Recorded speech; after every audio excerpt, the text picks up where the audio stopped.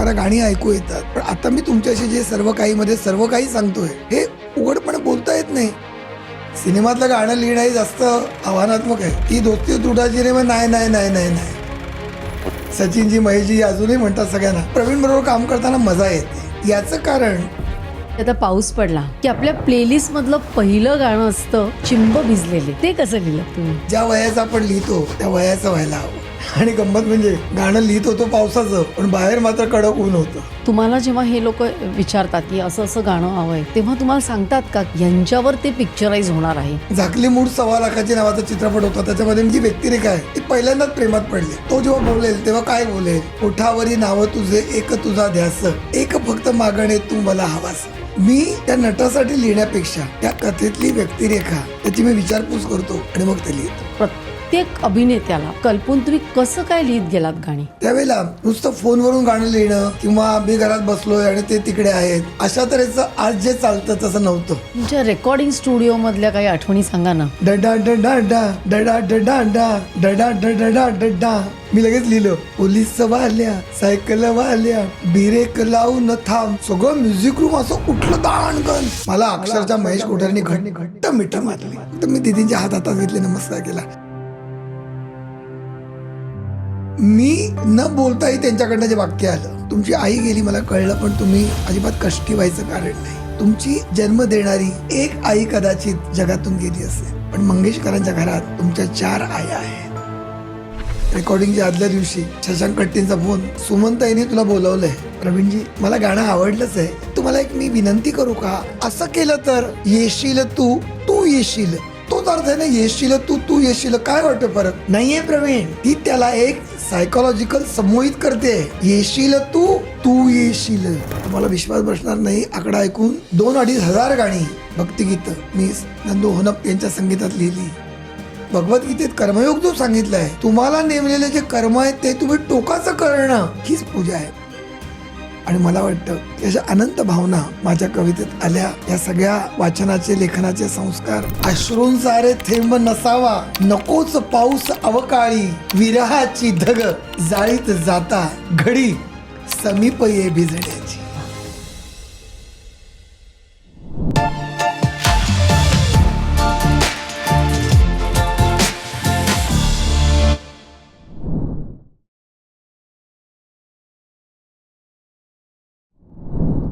नमस्कार प्रवीणजी, तुमचं सर्व काहीमध्ये खूप खूप स्वागत आहे.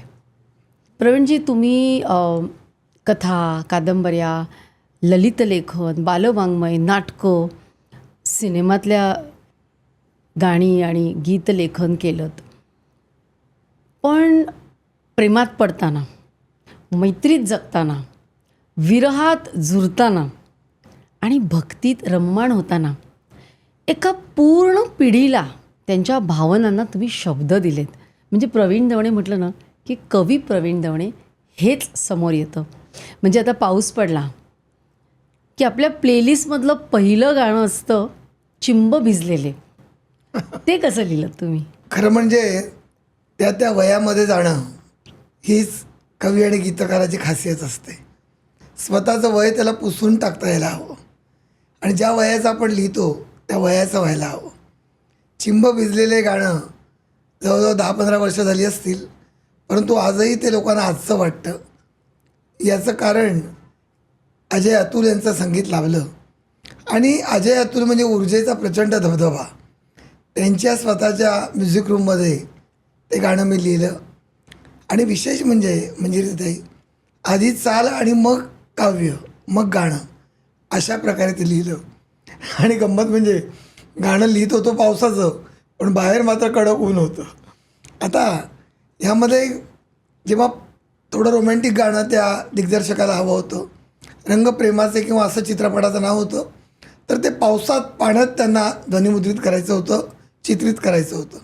आणि त्यामुळे स्वाभाविकच चालीवर शब्द आल्यामुळे चिंब भिजलेले. मग गाणं लिहिताना त्यांना चित्रीकरणाला वाव पाहिजे म्हणून रूपच सजलेले. म्हणजे ती जी नायिका आहे तिच्या रूपावर त्यांना काहीतरी चित्रित करता येईल. आणि मग ते गाणं एक एक फुलत गेलं. मग असे ते शब्द तुम्ही एकत्र करत गेलात? हां, म्हणजे कसं की ते ज्याला आपण चित्रपटाच्या भाषेमध्ये ओके करणं म्हणतात.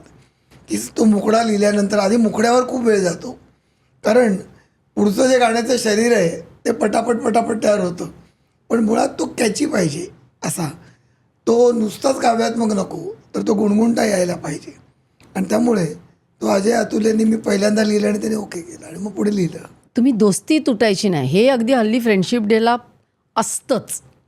तर तो भाव कसा आणलात? म्हणजे तुम्ही एवढ्या वेगवेगळ्या भावना तुम्ही त्या कवितेमध्ये, बरं ती कविता लिहित नाही तर त्याचं गाणं होऊन ते गुणगुणता आलं पाहिजे आणि त्याचं चित्रीकरण पण व्हायला पाहिजे. तर त्याची काय एखादी आठवण? त्याची आठवण म्हणजे अशी की मुळामध्ये मी महाविद्यालयात अध्यापक म्हणजे 40 वर्ष काम केलं, त्यामुळे त्या मुलांची एकमेकाशी असलेली मैत्री आता ते थोडंसं या माध्यमांच्यामुळे थोडं कमी होतं आहे, परंतु गळ्यात गळे गुंफून कॅन्टीनमध्ये त्यांचं बसणं, म्हणजे वर्गात बसण्याच्या ऐवजी कॅन्टीनमध्ये जास्त चव वाटायची त्या सगळ्या त्यांच्या दोस्तीला, हे बघत मी एकीकडे होतो. आणि अशा वेळेला महेश कोठारे यांच्या चित्रपटामध्ये हा प्रसंग जेव्हा आला, विशेष म्हणजे लक्ष्मीकांत बेर्डे, अशोक सराफ आणि दीपक शिर्के अशी जी त्या काळामध्ये लोकप्रिय मंडळी होती त्यांच्यावर ते चित्रित झालं. आता बघा, चिंब भिजलेले थोडं भावगीताच्या अंगाने शब्द कळा आहे आणि दोस्ती तुटायची नाही. आता तुटायची नाही हा का दवण्यांचा शब्द नाही आहे, माझ्या प्राध्यापकी मराठीला तो मानवणार नाही, परंतु मुलांचा शब्द, तरुणांचा शब्द तो आला पाहिजे. त्यामुळे गाणं आपण अगदी सुरुवातीला म्हटल्याप्रमाणे दवण्यांचं न राहता ते पिढीचं होतं. पण मग तुम्हाला जेव्हा हे लोक विचारतात की असं असं गाणं हवं आहे, तेव्हा तुम्हाला सांगतात का की या सिनेमामध्ये ह्यांच्यावर ते पिक्चराईज होणार आहे आणि मग त्यांना तुम्ही त्यांची कल्पना करून तसं लिहिता का? म्हणजे असं काही पुष्कळदा कोण आहेत कलावंत ते माहिती असतं. मी उत्सुकतेने दरवेळेला विचारून घेतलेलं होतं. आता कसं होतं की दिलीप प्रभावळकरांवर गाणं असेल तर त्यांचं एक कावरेबावरेपण अभिनयातलं, त्यांचं थोडंसं एक चिमणरावाचा धांदरटपणा तसंच असेल तर तो आपोआप माझ्या मनामध्ये ते एक चित्र असतं. म्हणजे लक्ष्मीकांत बेर्डेवरचं गाणं हे प्रभावळकरांना चालणार नाही. मला आठवतं की झाकली मूठ 1.25 लाखाची नावाचा चित्रपट होता, त्याच्यामध्ये मी प्रभावळकरांसाठीचा प्रभावळकर जे कॅरेक्टर आहे, म्हणजे आपण नाव कलावंताचं घेतो पण ती जी व्यक्तिरेखा आहे ती पहिल्यांदाच प्रेमात पडले. आता असा धांदरट माणूस की जो कधीही प्रेमाचा अनुभव नाही, तो लिहिताना तो जेव्हा बोलेल तेव्हा काय बोलेल, मग ओठावरी नावं तुझे एक तुझा ध्यास, एक फक्त मागणे तू मला हवास, अशी ती म्हटल्यानंतर मग त्याची प्रतिक्रिया येते. मग हे प्रभावळकरांचं झालं. अशोक सराफांच्या याच्यात जर असं भावगीतांच्या वळणाचं लिहिता येतं. म्हणजे आज पांघरू नशा धोक्याचे नावाचं गाणं मी ठकास माठक चित्रपटासाठी लिहिलं होतं. म्हणजे आपोआपच मी त्या नटासाठी लिहिण्यापेक्षा त्या कथेतली व्यक्तिरेखा ग्रामीण आहे का, शहरी आहे का, त्याची मी विचारपूस करतो आणि आगचे मागचे प्रसंग मी ऐकून घेतो आणि मग ते लिहितो. मला अजून एक प्रश्न पडतो पण की मराठीमध्ये एवढे कसलेले अभिनेते आहेत आणि तेव्हा तुम्हाला स्वतः तेवढंच प्रत्येकाला साजेसं अनुकूल, म्हणजे व्यक्तिरेखा तर आहेच, पण तुम्ही आत्ता म्हणालात तसं प्रत्येक अभिनेत्याला कल्पून तुम्ही कसं काय लिहित गेलात गाणी? एक तर एक आहे की त्या अभिनेत्यांशी माझी वैयक्तिक चांगली मैत्री झाली. जो एक 40 वर्षाचा एक दीर्घ आणि मोठा पल्ला माझ्या वाट्याला माझ्या सुदैवाने आला, त्यावेळेला नुसतं फोनवरून गाणं लिहिणं किंवा मी घरात बसलो आहे आणि ते तिकडे आहेत अशा तऱ्हेचं आज जे चालतं तसं नव्हतं. माझं भाग्य हे की महेशजींच्या बरोबर बसून कोठारे किंवा सचिन पिळगावकर यांच्याबरोबर मला बसून गाणं लिहिता आलं. रमेश भाटकर त्यांच्याकडे गाणं लिहिताना रमेश भाटकरांची माझी एक उत्तम मैत्री होती चांगली. या मैत्रीचा उपयोग असल्यामुळे त्यांचा स्वभाव, त्यांची व्यक्तिरेखा ही मला माहिती होती. आता मी सचिनजी पिळगावकरांचा मी आम्ही सातपुते हा चित्रपट वेगळा होता. अशा वेळेला त्या 7 कॅरेक्टरसाठी गाणं लिहिणं. आता ती कथा सांगितल्यानंतर म्हणजे सुरुवातीला तुम्हाला आश्चर्य वाटेल की सचिनजींना थोडंसं असं एक वाटत होतं. मला विचारलं की प्रवीण थोडंसं ग्रामीण ढंगाचं आहे, तुम्हाला लिहिता येईल का? स्वाभाविक आहे, माझा व्यवसाय अध्यापनाचा मराठी किंवा याच्या आधी माझी बरीच कविता आणि भावगीतं त्यांना माहिती, त्यांना काळजी वाटणं बरोबर आहे. पण ज्या वेळेला त्यांच्या म्युझिक रूममध्ये त्यांना जे गाणं हवं होतं की थोडं गावरानं वळणाचं, की ते सगळे 7 जण आणि त्यांना ती शिकवते, ती जी नायिका आहे जगायला. आता ते शिकवताना वागणं शिकवते, बोलणं शिकवते. मग घे पाऊलं पुढं जरा, ही जी ओळ आहे की वागायची बोलायची शिकून घे रे तरा. आता आपोआपच त्याच्यामध्ये नायिकेची म्हणजे सुप्रिया त्याने काम केले ते आलं. त्यामुळे कौटुंबिक आमचं नातं जमलं. आणि विशेष म्हणजे या सगळ्यामध्ये मी म्हटलं ना की सचिनजी महेशजी अजूनही म्हणतात सगळ्यांना, थोडीशी आत्मस्तुती होईल क्षमा करा, पण प्रवीणबरोबर काम करताना मजा येते. याचं कारण काम करताना जेव्हा ते काम वाटत नाही तेव्हा ते अधिक प्रेमाने होतं. ती लेखनाची नोकरी होत नाही. आणि या सगळ्या मंडळींबरोबर अगदी मी एकदा अलीकडे नवरा माझा नवसाचा भाग 2 यासाठी अगदी अलीकडे मी गाणं लिहिलं. तर स्वाभाविकच आहे की ती कथा, त्या व्यक्तिरेखा जाणून त्यांच्या मैत्रिणी ते लेखन होतं. हे दोस्तीचं गाणं म्हटलं सुरेश वाडकरांनी, मला वाटतं. सुरेश वाडकर त्याच्यामध्ये आहेत, विनय माणके आहेत त्याच्यामध्ये, सुदेश भोसले आहेत, तिघांचे आहेत. आणि त्या 3 वेगवेगळ्या व्यक्तिरेखा आहेत. तर सगळं गाणं काही मुखोद्गत नाही आहे, परंतु सांगायला आनंद वाटेल की एका वाहिनीने त्या दशकातलं सगळ्यात लोकप्रिय गाणं म्हणून त्या गाण्याला मानांकन दिलेलं होतं. आणि मग त्याच्यामध्ये ते संवादी गाणं आहे. सिनेमातलं गाणं लिहिणंही जास्त आव्हानात्मक आहे की दोस्ती तुटायची रे, मग नाही नाही नाही नाही नाही, हे ज्या गोष्टी आहेत या तुम्हाला आधी घरून लिहिता येत नाहीत. मग अनिल मोल्यांच्या बरोबर बसून लिहिताना ती जी मजा येते आणि तो एक कल्ला ज्याला म्हणतात. म्हणजे मला आठवतं की महेशजींना आवडलं नाही एखादी ओळ, लगेच तो मुखडा झाल्यानंतर त्यांच्या आवडीचा लक्ष्मीनारायण चिवडा ते मागवतात, तो सगळ्यांना ते द्यायचे. आता ही सगळी गंमत होती. पण त्याच्या आधी त्यांच्याकडची सुरुवात जर मी तुम्हाला सांगितली तर आवडेल का? दे धनाधन नावाचा चित्रपट खूप गाजला तो. त्यांच्याकडे मी पहिल्यांदा त्याचं लिहिलं. आणि त्याच्या आधी एक ज्येष्ठ गीतकार त्यांच्याकडे लिहित होते लोकप्रिय धूमधडाकासाठी, त्यात माझी गाणी नव्हती. तर जेव्हा माझ्याबरोबर गाणं लिहायचं ठरलं तेव्हा जशी सचिनजींना आधी काळजी होती तशी महेशजींना पण वाटलं, कारण तेव्हा त्यांच्या मागे धूमधडाकाचं यश होतं ना सुवर्ण महोत्सवी चित्रपटाचं. त्यामुळे त्याला गीतकार पण तेवढाच असा जबरदस्त आणि प्रभावी पाहिजे होता. आणि माझा तेव्हा मी तुलनेत नवीन होतो. 2 चित्रपट माझ्या नावावर झाले होते, ठकास बाटक आणि गडबड घोटाळा. त्यामुळे अनिल मोहिलेने नाव सुचवलं, परंतु मोहिलेने शब्द दिला नाही त्यांना. महेश माझ्या दृष्टीने उत्तम आहेत प्रवीण, पण तुला कसं वाटतं बघ. त्यांचं नातं तसं होतं. आणि पहिलंच गाणं जे आहे तेव्हा त्या अक्षरशः मंजिरीत ताई तुमच्याशी बोलताना मला ती सगळी म्युझिक रूम आठवते. म्हणजे महेश कोठारे, त्यांची पत्नी, त्यांचा मुलगा त्यावेळेला छोटा आदित्य, तो तिथे, आणि अण्णासाहेब देऊळगावकर प्रसिद्ध पटकथा संवाद लेखक, सगळं म्युझिक रूम वादकांनी भरलेलं. म्हणजे पहिल्यांदा वक्तृत्वासाठी एखादा लहान मुलगा उभा राहिला तर गर्दी पाहिल्यावर त्याच्या पोटात आणि जमेल तिथे गोळा येत राहतो, तसं आलेलं. आणि मला बोललं की चालीवर गाणं लिहायचं आहे. महेशजी अनिलजी म्हणाले, म्हटलं प्रसंग सांगा. त्यांनी प्रसंग सांगितला की तिची प्रेयसी अंबक काका काहीतरी नाव आहे आणि ती पोलीस असलेल्या त्या तिच्या प्रियकराला, म्हणजे लक्ष्मीकांनी केलं होतं कॅरेक्टर, जाऊ देत नाही, मला आपण प्रेम करूया. अगं मला ड्युटीला जायचं आहे ना, तू जाशीलच कसं, माझ्या हातात तुझी टोपी आहे. आता हे सगळं प्रोज वाटते तुम्हाला गद्य. हे सगळं झाल्यावर सायकलची बेल वाजते, ट्रिंग ट्रिंग ट्रिंग.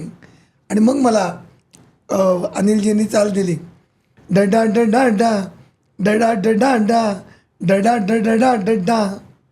मी लगेच लिहिलं, पोलीसवाल्या सायकलवाल्या बिरेक लावून थांब, टोपी तुझी र हातात माझ्या वैल कसर काम, जाऊया डबल सीटर लांब लांब लांब.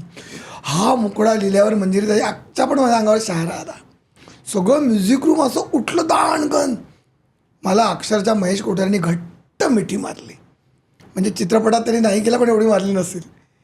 आणि इतके खुश झाले ते आणि युरेका युरेका ओरडले. तेव्हा मला असं वाटतं की ते एक परकाया प्रवेश जे गायकांना करावं लागतं, गायिकेला करावं लागतं. आणि खरं म्हणजे खरं सांगू, गायकाच्या आधीसुद्धा ते संगीतकार आणि कवीला करावं लागतं. सुदैवाने जवळजवळ 150 चित्रपट मी लिहिले आणि आत्तापर्यंत तो अनुभव मी घेतो आहे. अतिशय आनंददायक अनुभव आहे. खूप इंटरेस्टिंग आहे. असंच एखादं सांगा ना की तुमच्याकडे चाल आली, प्रसंग आला आणि अभिनेत्री आली आहे आणि तुम्ही लिहिलं आहे. कारण हे खूप इंटरेस्टिंग आहे. हे गाणी कविता लिहिणं, मग त्या कवितेची गाणी आणि ती गाणंसुद्धा त्या प्रसंगामध्ये चपखल हो. त्या अभिनेत्यावर बसणं, ही केवढी मोठी कठीण कामगिरी आहे. प्रत्येक चित्रपटाला हे एक वेगळं आव्हान निराळं असतं.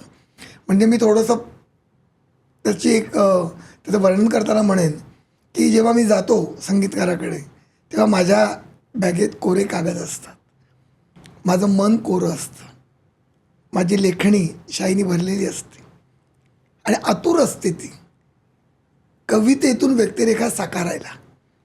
मला पण माहिती नसतं की मी काय लिहिणार आहे. पूर्ण ब्लँक शब्द चुकीचा आहे, पूर्ण कोरा. आणि मला मग एक रात्र मंत्रलिलीच्या वेळेला कुमार सोनी म्हणाले की आपल्याला थोडंसं हॉन्टिंग गाणं पाहिजे, ज्याला आपण म्हणतो की पूर्वी जसं आएगा आनेवाला किंवा अशी दीदींची गाणी होती, असं एका पडक्या वाड्यात ते चित्रण आहे आणि त्या चित्रणामध्ये व्यक्तिरेखा आहेत आणि नाहीत याच्यामधला काळोख आहे आणि चालीवर तुला लिहायचं आहे. अनिलजींनी चाल दिली, ट्यून त्याची दिली त्यांच्या त्या एका डडडाडाच्या भाषेवर. मी तर गाऊ शकत नाही कारण लोकांना तो एक विनोदी कार्यक्रम वाटेल, मला माझ्या मर्यादा माहिती आहेत. पुढे आहे का चाल दिल्यानंतर समोर कुमार सोनी उत्तम दिग्दर्शक, अप्रतिम अभ्यासू सगळेजण आहेत, तर ती चाल इतकी उत्कट होती. मी पटकन म्हटलं की भाई, म्हणजे अनिलजींना भाई म्हणायचो, अनिल भाई की अप्रतिम चाल आहे, लता दिदी या गाण्यासाठी पाहिजे तो. तर कुमारजी म्हणाले लता मंगेशकरच गाणार आहेत, त्याच गाणार आहेत. म्हणजे त्यांनी तोपर्यंत नाव नव्हतं सांगितलं, लता मंगेशकर गाणार आहेत अशी ती हॉन्टिंग चाल. चित्रपट एक रात्र मंतरलेली आणि ते सगळं पाहिल्यानंतर एका कवीच्या, एका गीतकाराच्या रक्तात जे असं एक स्फूर्तीचं भरतं आलं असेल ते तुम्ही जाणू शकता, कारण तुम्ही पण माझ्या संवेदना जाणणारे आहात. म्हणजे ते की कलावंत कवी म्हणून माझं किती भाग्य आहे. म्हणजे दागिनाच आहे हो भाग्याचा. खरं आहे. म्हणजे माणसं शरीरासाठी दागिना करतात, ईश्वराने मला प्रतिभेचा दागिना दिला. आणि मी जे लिहिलं ते जे शीर्षक गीतच होतं की ते गाण्यामध्ये थॉट पाहिजे होता, एक काय जे घडणार आहे ते घडणारच आहे, ही रात्र अशी झपाटलेली आहे असा आशय पाहिजे होता. कॅमेराच व्यक्तिरेखा आहे, सावल्याच बोलणार आहेत, एक चेहरा समोर नाही आहे आणि गाणारे दिदी आहेत. आणि मग मी लिहिलं घडायचे जे घडते मनुजा काही न तव हाती, घडायचे जे घडते मनुजा काही न तव हाती, अरूप अनामिक अनंत व्यापून उरली ही नियती. वा, मी सांगेन लता दिदींची आठवण काढून, दिदींनी त्यावेळेला त्या गाण्यासाठी मला खरंच जी शाबासकी दिली, जे म्हटलं की आवाज आहे. त्याची गंमत तुम्हाला सांगू का, ते गायल्यानंतर मी दिदीला म्हटलं की दीदी तुम्ही गाताना जे स्क्रिप्ट माझं हस्तलिखित समोर ठेवलं आहे तर तुम्ही त्याच्यावर तुमची स्वाक्षरी करा, कारण तुमचे डोळे त्याच्यावर आहेत माझ्या शब्दांवर, तर मला सही करून तुम्ही द्याल का. पण काय असेल ते दैवी व्यक्तिमत्व, त्यांची नम्रता त्यांना अधिक उंच करते. त्या म्हणाल्या प्रवीण हे काव्य मला इतकं आवडलं आहे की मी ते घरी घेऊन जाणार आहे, तुम्ही पुन्हा एका वेगळ्या कागदावर लिहा, मी त्याच्यावर स्वाक्षरी करेन. आता मला माहिती आहे माझ्या मर्यादा, त्यांनी हजारो गाणी गायलेत, इतके मोठमोठे कवी पाहिलेत, पण त्यांना मला वाटलं मी त्यांना सन्मान म्हणून सही मागतोय, पण त्यांनी माझ्याकडनं पुन्हा एक वेगळं कागदावर लिहून घेऊन स्वाक्षरी केली, म्हणजे त्यांनी माझा पण मान इतका किती जपला. सुंदर. हे सगळं ना ध्वनिमुद्रणापलीकडलं. माझ्या एका पुस्तकाचं नाव आहे गाण्यामागच्या गोष्टी.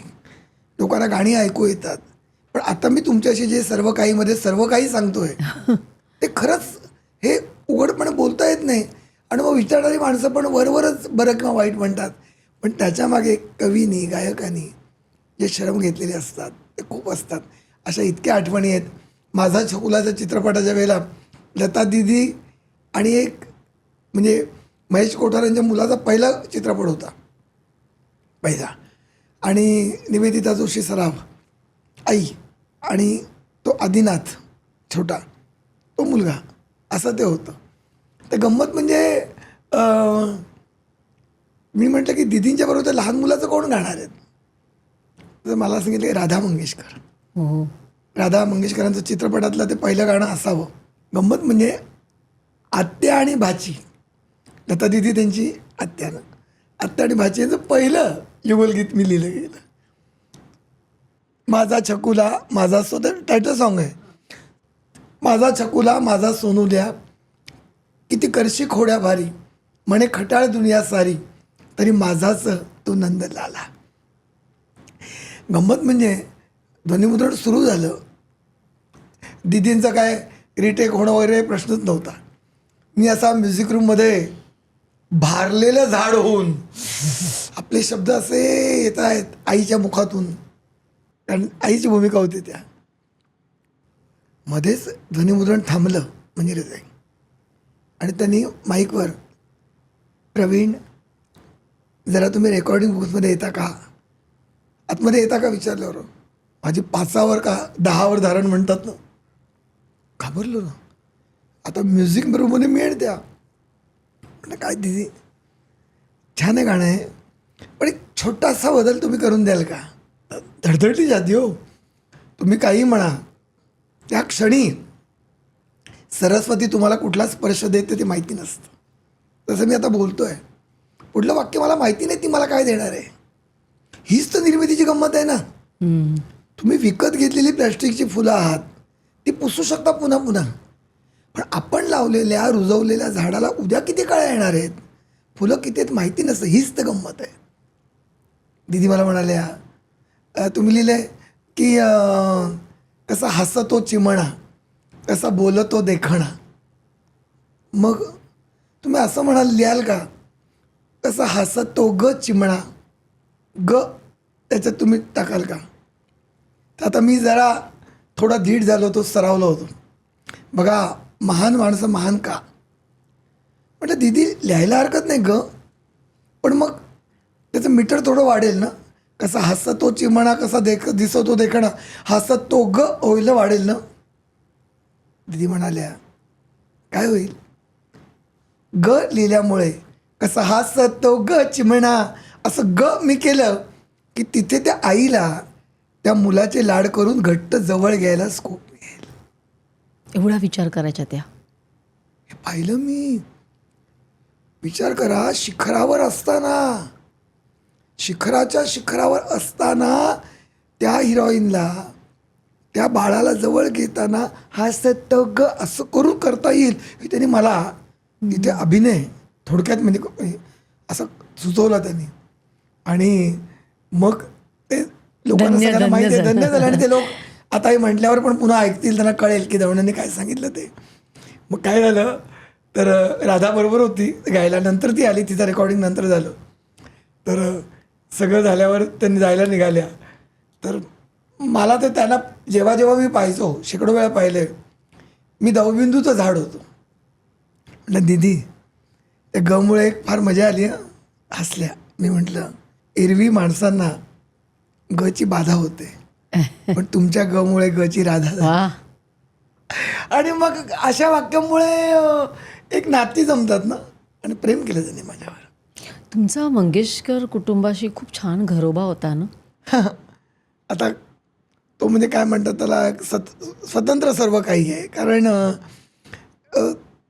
घरोबा हा शब्द अधिक छान आहे, कारण इतकं नातं छान आहे. कारण नुसतं गाण्यांपुरताच नव्हतं, आणि केवळ दीदींबरोबरच नाही, उषाताई, मीनाताई, मीना मंगेशकर, म्हणजे मी त्यांना श्रेय देईन. मीना मंगेशकर आणि उषा मंगेशकरांना, त्यांच्यामुळे प्रभुकुंजात मी स्थिरावलो. प्रभुकुंजात जिथे लता मंगेशकरांनी, हृदयनाथ मंगेशकरांनी अनेक तास रियाज केला, ज्या खोलीत त्यांना त्यांच्या बाबांनी दिलेली वीणा आहे, त्या वीणेला पण ते बाबा म्हणतात. शेजारी स्वामी विवेकानंदांची तसबीर आहे. मंजिरीतही त्या खोलीत मला उषाताईंबरोबर पाऊस पहिला जणू कान्हूला, बरसून गेला बरसून गेला हे गाणं लिहायची संधी मिळाली. संगीत मीनाताई मंगेशकर म्हणजे खडीकर त्यांचं होतं. तर केवळ गाण्यापुरता नाही, एक ज्याला आपण म्हणतो की आता मी माणूस आवडायला लागतो एकमेकाला. कलावंत म्हणून अनेक असतात. म्हणजे एक जे आहे, मला ते नेहमी म्हणायचे की आलात नाही तुम्ही 15 दिवसात. उषाताई मीनाताई म्हणायच्या. मी म्हटलं की मी न ठरवलं तर रोजही येऊ शकतो, पण मला कायम भान आहे आपण मंगेशकर आहात, मी दावणे आहे. हे न्यूनगंड नव्हता. तर तुम्हाला नातं किती अंतरावर ठेवून ते अंतःकरणात न्यायचं हे पण लागतं. आणि त्यामुळे त्या सगळ्यांनी आशाताई पंडित हृदयनाथांबरोबर मी भावसरगम कार्यक्रमाचं निवेदन केलं. मी निवेदक मुळात नाही आहे. माझा आवाज हा प्राध्यापकी झाला आहे, बोलून शेकडो कार्यक्रम करून, आणि मला त्याचा अभिमान आहे. हजारो गावोगावी जाऊन तो थोडासा लाऊड झाला आहे, पण तरीही अरुण दाते काय किंवा हृदयनाथ मंगेशकर काय, उत्तराबाई केळकर काय, यांच्याबरोबर मी एक नव्हे मंजिरीताई अनेक कार्यक्रम, 500 कार्यक्रम तर मी शुक्रताराचे केले अरुण दात्यांबरोबर. याचं कारण फक्त आपल्यातली कला नसते, त्यातला जिव्हाळा, त्यातला ओलावा हा व्यवसाय पलीकडे लागतो. मी कधी मला पाकिटात किती मिळालं याचा विचार नाही केला, मला काळजात काय मिळालं हा मी विचार या क्षणापर्यंत कळतो. त्यामुळे माझी समृद्धी अखंड चालूच आहे. समृद्धी महामार्ग आत्ता बाहेर निर्माण झाला. मला सरस्वतींनी समृद्धी महामार्ग या कलावंतांच्या भेटीतून दिला. खूप सुंदर. मला सांगा, लता दीदी आणि आशाताई तुम्ही दोघींसाठी लिहिलत ना, काय फरक आहे? दोघी बहिणी पण गाण्याची तरा वेगळी. काय विचार होते तेव्हा दोघींसाठी लिहिताना? आशाताई येत ना त्या अशा आधी खेळीमेळीनी जवळ यायच्या, अगदी खेळीमेळीत. म्हणजे फोटोला सुद्धा मी त्या दचकून असा थोडा आदराने बाजूला उभा राहिलो, त्या दंडातून ओढायच्या. संकोचताय काय, तुमच्या आईसारखी आहे ना मी. म्हणजे हे जे त्यांच्यात वात्सल्य होतं खेळीमेळीचं, आणि त्यांच्यात मला नाही कशी लढीवाळ प्रेयसी ही नेहमी जाणवायची त्यांच्या आवाजात. आणि ते मोकळेपणाने, म्हणजे राग लोभ कुठेही मनात नाही व्यक्त त्या करायच्या. लता दीदी म्हणजे एक मंगलपूजा आहे की तिथे आपण आईला पाहिल्यावर जसं आपण नमस्कारच करतो ना, होऊन जातो, तसं दीदींचं गाणं आहे. आणि आशाताईंचं गाणं जे आहे ते संध्याकाळच्या वेळेला एखाद्या बागेत आपल्या जीवलगावर फिरतो तसं ते गाणं आहे. तिथे आपण हातात हात घेतो, आपण घुमतो. म्हणजे तुम्हाला मी एक प्रसंग आहेत, वेळेची मर्यादा आहे आणि मी कदाचित विल्लाळ होऊ शकतो ताई. तर जीवलगा नावाचा जो चित्रपट महेश कोठारेंचा आला, त्याला 6 गाणी होती. आणि 6 गाणी आनंद म्हणजे ती सगळीच्या सगळी गाणी आशा भोसलेंनी आणि बरोबर सुरेश वाडकर अशी ती गाणी होती. तर जसं मी दिदींचा प्रसंग सांगितला की कीर्तीच्या उच्च शिखरावर पण त्यांनी तो पेरून घेतला. पण असं नाही स्वतःहून नाही टाकलं त्यांनी.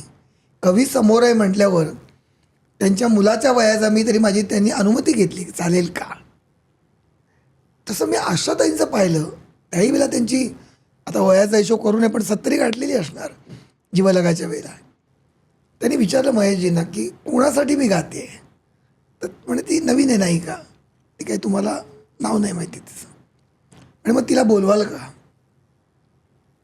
तर म्हणे तासभर लागेल, अंधेरी होऊन ती येणार, लागू दे म्हणे. मी पाहिलं 1 ते तास 1.25 तास त्या नव्या मुलीसाठी त्या थांबल्या. छोटी मुलगी होती, तिची अनुभवी होती. तिला म्हणजे खरं सांगायचं तर आशा भोसले किती थोर आहे ते पण माहिती नव्हतं, इतकी ती लहान होती सर्वार्थाने, म्हणजे कळेल तुम्हाला. तर त्या तिच्याशी बोलायला लागल्या आणि म्हणे जीवलगा शब्द तू जरा मोठ्याने कॉल करून दाखव, हाक कशी मारशील तू जीवलगा. आणि तिने 10-12 प्रकारे गाऊन घेतलं आशाताईने, गाऊन नव्हे बोलून घेतलं. आणि नंतर मग त्या गायल्या आणि ते गाणं लोकांना ते माहिती झालं सगळ्यांना. गंमत म्हणजे त्यांना गाडीपर्यंत मी सोडायला गेलो, पण आशाताई एक उत्सुकता आहे की हजारो गाणी तुम्ही इतक्या लोकांसाठी गायलीत, मैदार आहे माने, आशा भारक आहे, धम्मुक आहे तमुक आहे, आता तुम्ही या नव्या मुलीला बोलवण्याचं कारण काय. बघा उत्सुकता, ही उत्सुकता व्यवसाय पलीकडची आहे. मला नम्रपणे सांगायचं आहे की गाणं झालं, रेकॉर्डिंग झालं, चला गेलो चहा घ्यायला, त्यांचं त्याला सोडायला जाणं हे काही माझं काही असं नेमून दिलेलं काम नव्हतं. मी पण एक मान्यवर कवी गीतकार आहे, पण दैवत आहे ना, आम्ही गेलो. त्या म्हणाल्या, अरे प्रवीण, जीवलगा असं मोठ्याने मला बोलवायचे साध. जीवलगा, साजणा, साधही, ऐकना, अशा त्या ओळी आहेत, त्या मिळतील यूट्यूबवर. पण मग ती नवीन मुलगी आहे, ती मला माहिती नाही. मग ती बोलताना ओठांचा जो जीवलगा आहे तो किती मोठा करेल हे मला जाणू नको का घ्यायला. मी नुसतीच गायली आणि ती वेगळीच केलं तर, म्हणून बोलावलं. अर्थात नंतर हे तपशील मुद्दामून सांगायचं आहे, नंतर रेशम टिपणीस यांनी त्याच्यात काम केलं. पण ती जी मुलगी ती रेशम टिपणीस नव्हे, एक वेगळीच मुलगी होती. नंतर ती काही कारणाने चित्रपटात आली नाही, तिचं नावही मला आज माहिती नाही. नंतर ते रेशम टिपणीस यांच्यावरही मॅच झालं आणि मला वाटतं की रेशम टिपणीस आणि तुषार दळवी यांचा तो चित्रपट, 6 गाणी, आणि विशेष म्हणजे त्याच्यामध्ये प्रकार आहेत. लोकगीतं आहेत, प्रेमगीतं आहेत, विरहगीत आहेत, हे सगळे प्रकार आहेत. तेव्हा आशाताईंच्या मनामध्ये मगाशी म्हटल्याप्रमाणे एक मनस्विता आहे, एक उत्कटता आहे, ओढ आहे. आणि कवितेचा अभ्यास त्यांचा इतका मंगेशकरांचा टोकाचा आहे, इतका टोकाचा आहे. एक प्रसंग आठवतो, सांगू. एक चित्रपट, त्या चित्रपटाच्या वेळेला एका ज्येष्ठ कवीचं गाणं आधी होतं आणि माझं नंतर होतं. मी बसलो होतो लवकर. आशाताई गाणं म्हटल्यावर मला माझ्याच गाण्याची उत्सुकता नव्हती, कोणाच्याही गाण्याची होती, की त्यांचं गाणं ऐकणं, रेकॉर्ड झालेलं रेडिओवर ऐकणं वेगळं आणि फुल आत्ता उमलताना पाहणं वेगळं. तर त्या गायल्या, उभ्या राहिल्या आणि त्याने स्क्रिप्टवर गाणं पाहिलं आणि त्या कवींनी शब्द लिहिले होते. शेतातल्या शेतकरी बाईचं गाणं होतं. भीर भीर भीर भीर घेत भरारी, अशी पहिली ओळ होती. भीर भीर भीर भीर घेत भरारी. त्यांनी विचारलं, प्रवीण, हे गाणं तुम्ही लिहिलं आहे? म्हटलं, नाही, मी नाही लिहिलं. कोणी लिहिले? माझ्या शेजारी जवळजवळ 60चे ते 60-65 वर्षाचे ज्येष्ठ कवी, मी अर्ध्या वयाचा, इकडे या. आणि तेव्हा त्यांच्या बोलण्यामध्ये जे सांगणं होतं बोलण्यात, इकडे या. काय हो? कशासाठी गाणं तुम्ही लिहिले आहे? ते जरा बावरले एवढे ज्येष्ठ. पण ती गोफण करते आणि दगडांनी पाखरानं उडवते म्हणून तसं लिहिले. पण म्हणे गोफणीने ज्या वेळेला पक्षी उडतात भिरभिर, तेव्हा ती भरारी कशी घेतील आणि भरारी भिरभिरण्यात कशी असेल. आणि भी शब्द ऱ्हस्व आहे. भीर भीर भीर भीर असं तुम्ही दीर्घ कसं लिहिलात? बापरे. ओळ बदला, हे थेट सांगणं जे आहे. आणि त्यावेळेला त्यांना ते सुचलं नाही त्या कवींना. मला म्हणाल, तुम्ही लिहून द्या. काय धाडस माझ्या झालं कोणास म्हटलं. आशाताई कवी ज्येष्ठ आहेत, त्यांनी लिहिलं आहे, तुमची आज्ञा. म्हटलं, मी त्याचा सन्मान करतो, पण मी दुसऱ्या कवीच्यामध्ये मी असा बदल करू शकत नाही. बरोबर. आणि असे प्रसंग माझ्या आयुष्यात खूप आले मंजिरीताई, की कुणाला तरी जमलं नाही म्हणून मला बोलवलं आहे. पण त्या वेळेला मी लगेच आनंदाने लिहिलं नाही. मी ज्यांनी श्रम केले त्या कवी गीतकाराला फोन करून परवानगी मागितलेली आहे. आणि त्यांना वाटलं की दवणे सर, तुमचा मोठेपणा आहे हा, मला नाही जमलं ते खरंच आहे, पण तुम्ही माझी परवानगी का घेता? नाही, उद्या हे गाणं रेकॉर्ड झाल्यावर तुम्ही म्हणाल नको की प्रवीण दवणेंनी माझा पत्ता कट केला. मी इथे कोणाचाही पत्ता कट करायला आलो नाही आणि कट केलेल्या पत्त्याने मला कुठलाही खेळ खेळायचा नाही. वा, खूप छान. तुमचा मंगेशकर कुटुंबियांबरोबर अतिशय घरोबा होता, तुम्ही इतके जोडलेले होतात. तर तो एखादा असा भावूक प्रसंग आहे का? म्हणजे ते सगळं कुटुंब मला जणू काही एक माहेरच आहे. आणि केवळ काव्य किंवा गाणं याच्यापुरताच आमचं नातं मर्यादित नाही. सुखदुःख एकमेकाला व्यक्त करावी. मीनाताई, उषाताई तर अक्षरशः पाखर आभाळासारखी घेऊन आहेत, त्याबद्दल खूप आठवणी आहेत. पण तो एक मला आठवण या ठिकाणी सांगायची, की जी फारशी कुठे सांगण्याची संधी नव्हती मिळाली, की माझी आई आणि स्वतः मंगेशकर यांचंसुद्धा एक आपुलकीचं नातं माझ्या आईच्या स्वभावामुळे निर्माण झालं होतं. खूप त्याला वेगवेगळे पदर आहेत. पण जेव्हा आई माझी निसर्गाधीन झाली, तेव्हा तिचं या जगातून जेव्हा ती गेली, निसर्गरूप झाली, स्वाभाविकच तेव्हा आपलं वय किती असो आणि आईचंही किती असो, खरं.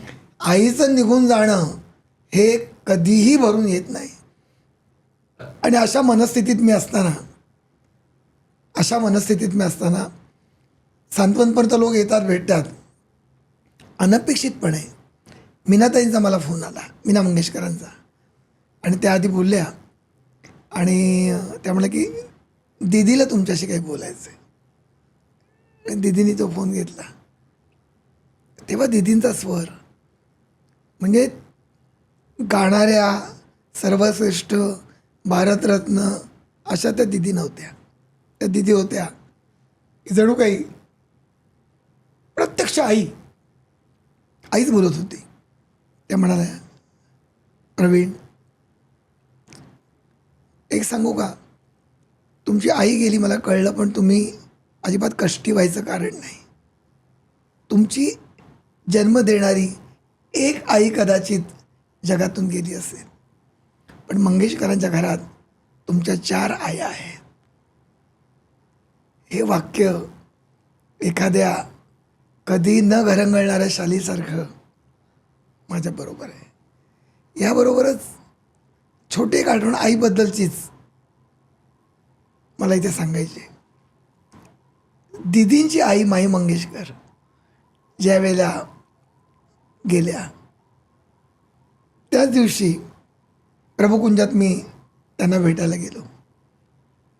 अनिल मोहिले मला घेऊन गेले. त्यांनाही भेटायला जायचं होतं माई गेल्यावर, आणि सगळ्या गोष्टी उरकल्या होत्या आधीच्या सगळ्या. आणि दीदी स्नान करून केस असे मोकळे आणि घरगुती अशा वेशात थोड्या शेंडलेल्या, कारण सकाळीच रात्रीच घडलं आहे आणि 24 तास पण झाले नाही आहेत माई गेलेला. फक्त मी दीदींचे हातात घेतले, नमस्कार केला. बोलणार काय ना, सांत्वन काय करणार. दीदींचं मी न बोलताही त्यांच्याकडनं जे वाक्य आलं, ते वाक्य सगळ्या श्रोत्यांना, प्रेक्षकांना अंतर्मुख करणार आहे. मला म्हणाले, प्रवीण, आई वयोवृद्ध होती, ती कधीतरी जाणार हे माहिती होतं, पण माई गेल्यामुळे, म्हणजे आई गेल्यामुळे काय नेमकं घडलं माझ्या आयुष्यात माहिती आहे. मी फक्त प्रश्नार्थक चेहरा केला. त्या म्हणाल्या, प्रवीण, घरात मी कुणापेक्षा तरी लहान होते, ते माझं लहान असण्यातलं सुख गेलं. लहान असण्यातलं सुख जाणं हे फार असतं. आणि दीदीचं ते वाक्य, माझे आई वडील गेल्यानंतर मला जे पोरकेपण आलं ते हेच आहे की अशा आपण चटकन मोठे होतो, बिलगायला, जवळ घ्यायला कोणीतरी रागावतं आहे आपल्याला, असं कोणी उरत नाही. वस्तू आणता येतात पण नाती आणता येत नाहीत. दीदींचं वाक्य म्हणजे एक तत्वज्ञान. काय बोलू. तुम्ही रोमॅन्टिक खूप लिहिलत ना प्रेमगीत, मग ते लिहिताना वाटत नाही नाही असं नाही, तुम्हाला तुमच्या प्रेमाची असं काही मुद्दामून आणायला लागतं का, की आता मी तेव्हा प्रेमात पडलो, तेव्हा मला असं वाटलं, मग आता मी लिहितो असं, म्हणजे कसं ते प्रेम आतून कसं आणायचं आणि त्याचं रोमॅन्टिक. शेवटी बघा की प्रत्येकाचं मन म्हणजे हजारो भावभावनांची रंगपेटी असते. कुठला रंग काढायचा, म्हणजे मला एका विद्यार्थ्यांनी विचारलं होतं की सर, आम्हाला एक आश्चर्य वाटतं की बोलत असणाऱ्या मुलाला, काय रे, लक्ष कुठे आहे, हा पण स्वर तुम्ही काढता आणि सेकंदात तुम्ही बदलून लगेच प्रेमकवितेकडे वळता. हे तुम्हाला ट्रिक कशी जमते. म्हटलं, मित्रा, ट्रिक नाही आहे ती. आतमध्ये दालनं असतात, एका दालनातून दुसऱ्या दालनात. त्याप्रमाणे मी आयुष्यात ज्या ज्या मांडवांखालून गेलो तिथे प्रत्यक्षच मी कोणाच्या तरी कुठल्या तरी मुलीवर प्रेम केलं आहे असं नव्हे, पण शेवटी प्रेमभावना माझ्या मनात आहेच. मी कोणाचा तरी पती आहे, मी माझ्या मुलांचा पिता आहे. मी कॉलेजमध्ये अनेक प्रेम प्रकरणं ती पाहिली. इतकंच नव्हे तर मंजिरीताई मला मुद्दामून सांगेन, अनेक नामवंत प्रेमकवींचा संस्कार माझ्यावर आहे. कविश्रेष्ठ सुरेश भट यांचा सहवास आम्हाला मिळाला. आणि त्यावेळेला अशा थोड्याशा आगडबंब अशा माणसाच्या हातून अत्तरदाणी फुटावी तशी प्रेमकवितेची ओळ कशी येते ते मी पाहिलं. कविवर बोरकर, पाडगावकर यांच्याबरोबर मला कविता वाचन करण्याची संधी मिळाली. म्हणजे नुसतंच काही गाणं लिहिलं आहे म्हणजे याची गेलो आणि संधी मिळाली असं नाही. कसं आहे की जमिनीवरची रोपं तुम्हाला दिसतात आणि तुम्ही म्हणता अरे झाड किती छोटं आहे तरी फुलं किती आली, पण जितकं झाड दिसतं त्याच्यापेक्षा दुप्पट ते जमिनीखाली असतं. तसं माझ्या वयाच्या 10व्या वर्षापासून मी जे जाणीवेने ऐकलं पाहिलं, म्हणजे कुठेही वेगळे संदर्भ आले ते कवी, ते संत कवी, ते वसंत कवी मला आठवतात. आणि त्या सगळ्यांचं रसायन होतं ना. शेवटी गुलाबाच्या पाकळीचा गुलकंद जेव्हा होतो तेव्हा गुलकंद कुठल्या सेकंदाला होतो ते सांगता येत नाही, पण तो मुरावा लागतो. तसं रोमॅन्टिकमध्ये पण मला विरह काव्य लिहायला अधिक आवडतं. याचं कारण वेदना विरह. याचं कारण असं की विरह भावना ही चिरंतन आहे. संध्याकाळच्या वेळचा एखादा मारवा असा दरवळावा, कारण तो आहे की मिलनाचा उत्सव हा ओसरून जातो पण चिरवेदनेचा डंखाचा ऋतून राहतो. आणि मग माझ्यातल्या कवीला तो साथ देतो. आणि त्याच्यातून अशोक पत्की साहेबांकडे मी गाणं लिहिलं होतं, वाडकरांनी गायलं, ते यूट्यूबवर ऐकावं. मुक्या हुंदक्यांचे गाणे कुणाला कळावे, मुक्या हुंदक्यांचे गाणे कुणाला कळावे, छळावे स्वतःला निखारे क्षणांचे जवावे. वा. छळावे स्वतःला निखारे क्षणांचे व्हावे, जडे जीव ज्याचा त्याच्याच कारे नशिबी असे घाव यावे. म्हणजे ते सालीवर गाणं लिहिलं आहे. मंजिरी ते ऐकल्यावर तुम्ही मला पुन्हा सांगाल. मला अनेकांचे आजही फोन येतात, सुरेश वाडकर, मला सगळ्यांना लोक म्हणतात आमचं आयुष्य तुम्हाला कसं कळलं. कारण ना वेदना ही सनातन असते. मी तेच विचारणार होते की फक्त वेदनेतूनच कविता येते का? नाही, हा प्रश्न खूप मला आवडला. पण आपण वेदनेचा अर्थ काय घेतो माहिती आहे का? पेन. इथे मी थोडंसं नवनिर्मितीकडे जाईन. छान प्रश्न आहे हा. वेदना ही फक्त पेन किंवा ठणका अशीच नसते, कधी कधी आत्यंतिक सुखाची पण असते. म्हणजे पाडगावकरांची ओळ आहे, सावर रे उंच उंच झुला, आणि पुढे ते म्हणतात सुख मला भिवविते सांगू कसे रे तुला. पण उत्कटता ही खूप आनंदात पण असते, सहन नाही होत इतकं सुख येतं, ती पण वेदनाच असते. ते गाणं वेगळं. आणि जीवापाड जर कोणावर प्रेम केलं तर ते प्रेम जेव्हा आपल्याला सोडून जातं तेव्हा त्या वाघिणीच्या जखमेसारखं असतं.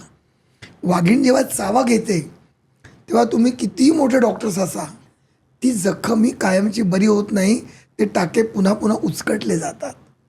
खऱ्या प्रीतीची जखम तशी असते. आणि मला वाटतं की अशा अनंत भावना माझ्या कवितेत आल्या. या सगळ्या वाचनाचे, लेखनाचे संस्कार.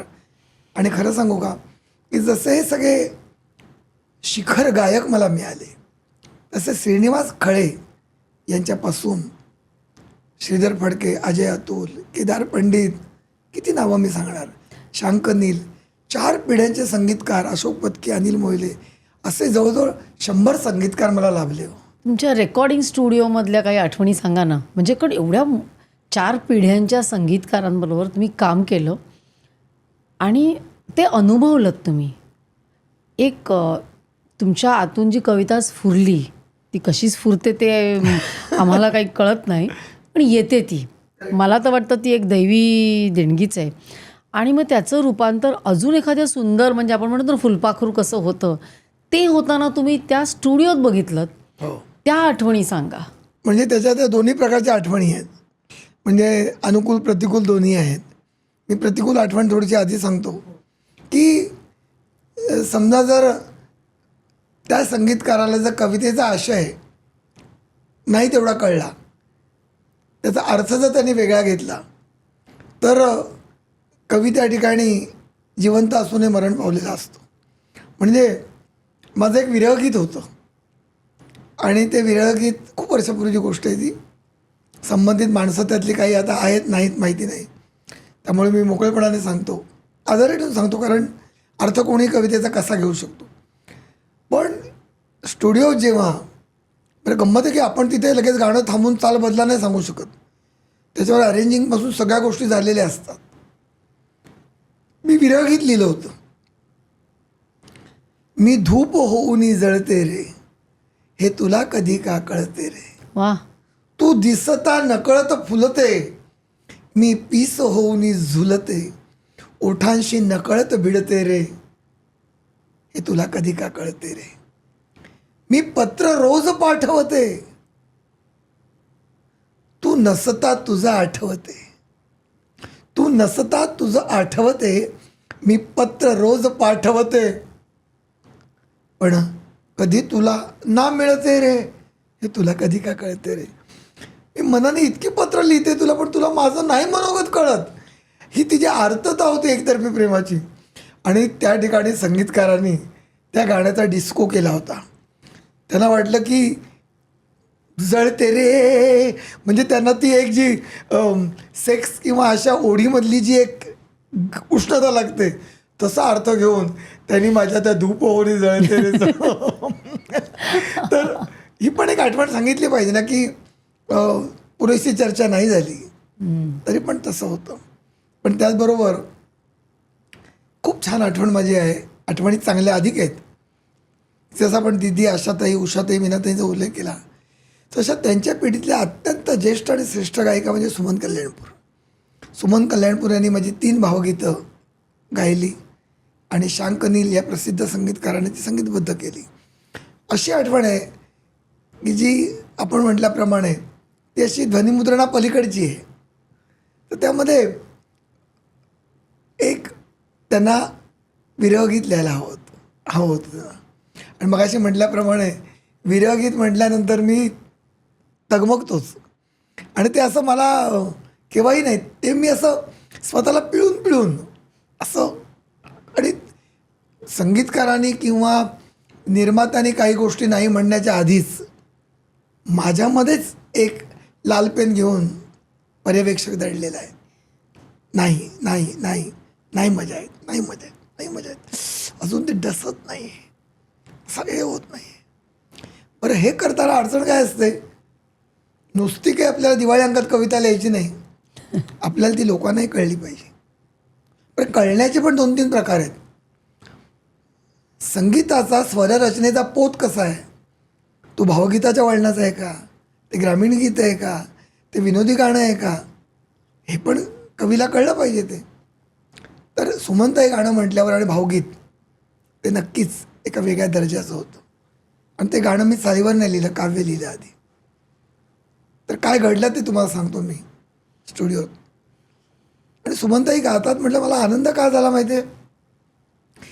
दिदी, आशाताईंसारख्या, उषाताईंसारखे ही सगळी मंडळी त्यांनी गाणी गायली होती. पण सुमनताई माझं केव्हा गातील, कारण माझ्या तेवढ्याच आवडत्या गायिका. आणि तुलनेने त्यांनी मराठी गाणी कमी केली होती. म्हणजे थोडंसं काम कमी करतो ना माणूस, तसं त्यांनी काही कारणाने कमी केलं असेल. आणि एकदम मला शांकनील म्हणाले, ते भाऊ आहेत शशांक कट्टी आणि सुनील कट्टी. तर मला शशांक म्हणाले की एक गाणं तुला आम्ही देतो. अहो म्हटलं सुमनताई म्हटल्यावर मला एक ओळ पण पुरेल हो. मला त्यांनी गावाशी इच्छा आहे फार. नाही, एक पूर्ण लिगम गंमत केली त्यांनी. कसं लिहू, तू विषय काही घे पण थोडा अर्थ घे. तर मला अजूनही ती रात्र तुमच्याशी बोलताना आठवते. ती रात्री 11-11:30 वाजता मी माझा टेबल लॅम्प, भोवती सगळीकडे काळोख, कोऱ्या कागदावर तो गोल प्रकाश, मी पण मला दिसत नाही, लेखणी पाहून दिसत नाही आणि टोक मात्र दिसतं. अशा वेळेला मी त्या विरहात गेलो. स्त्रीच्या तोंडी लिहायचं आहे, पुरुषी भावना, पुरुष असणं आणि स्त्रीच्या संवेदनेत प्रवेश करून ते तिचं गाणं वाटलं पाहिजे. विरहामध्ये पण पुरुष वेगळ्या प्रकारे विरही असतो, स्त्रीचं एक वेगळं समर्पण असतं. शेवटी राधाकृष्ण असतंच. राधा तडफडत वाट पाहत तो नसताना पण प्रेम करते. तर राधा मला आतमध्ये आणायची होती. ती एक साधना असते, ती एक पूजा असते, ती एक समाधी असते, ते नुसतं काम नसतं. मी लिहिलं जवळजवळ 80 गाणी मी मोकळे लिहून बाजूला ठेवले आणि 3:45-4ला मला हव्या तशा 2 ओळी झाल्या. शब्दांचा मोर भिजे, शब्दांचा मोर भिजे श्रावणात झुरताना. शब्दांचा मोर भिजे श्रावणात झुरताना. येशील तू सांगीन मी श्वासांना. वा, येशील तू सांगीन मी श्वासांना. पुढे मग मी लिहिलं, आशा आहे तिला. या बात आहे. इंद्रधनु शिंपून मी वाट तुझी पाहिली. तुझी वाट कशी पाहिली? इंद्रधनु शिंपून मी वाट तुझी पाहिली. एक एक कलिकाही मज समोर जागली. रात्रभर तुझी मी पहाटे होईमध्ये वाट पाहिली. हे कवीने सांगितले कसं? एक एक कळी माझ्यासमोर जागी झाली, उमलली. फांदीवर झुलवीन मी जपलेल्या शपथांना. झुलवीन का? तू आत्तापर्यंत मला झुलवतोयस, शपथा दिल्यास, पण मी जपीन त्या शब्दांना. येशील तू सांगीन मी श्वासांना. वा, गंमत पुढे. गाणं मनासारखं लिहून झालं आणि चाल लागून रिहर्सलपर्यंत सुमनताईंकडे गेलं. अगदी अचानक रेकॉर्डिंगच्या आदल्या दिवशी शशांक कट्टींचा फोन, सुमनताईंनी तुला बोलावलं आहे. आनंद तो होताच, पण का बुवा? गेलो मी त्यांच्या घरी. त्यांचं घर, त्यांचं अस्तित्व हा एक वेगळ्या ललित लेखाचा विषय आहे. तुम्हाला सांगू मंजिरीताई, एखाद्या साम्राज्याची सम्राज्ञी कशी असेल तसं त्यांचं दिसणं, लखलखीत असणं, घराचे फुलांचे पडदे, विलक्षण रसिकता, आणि तसं सोनेरी काडीचा चष्मा, महाराणीसारख्या बसलेल्या. मी पाहत राहिलो, म्हटलं काय असतील या 20-25 जेव्हा त्यांनी सुरुवात केली असेल. गंमत पुढे. प्रवीणजी, मला गाणं आवडलंच आहे म्हणून मी गाणारच आहे, पण तुम्हाला एक मी विनंती करू का? आता म्हटलं काय या काय सांगतायत, पण काही बदल नाही करायचा विशेष. पण तुम्ही लिहिलंय येशील तू सांगीन मी श्वासाना. असं केलं तर येशील तू येशील सांगीन मी श्वासाना.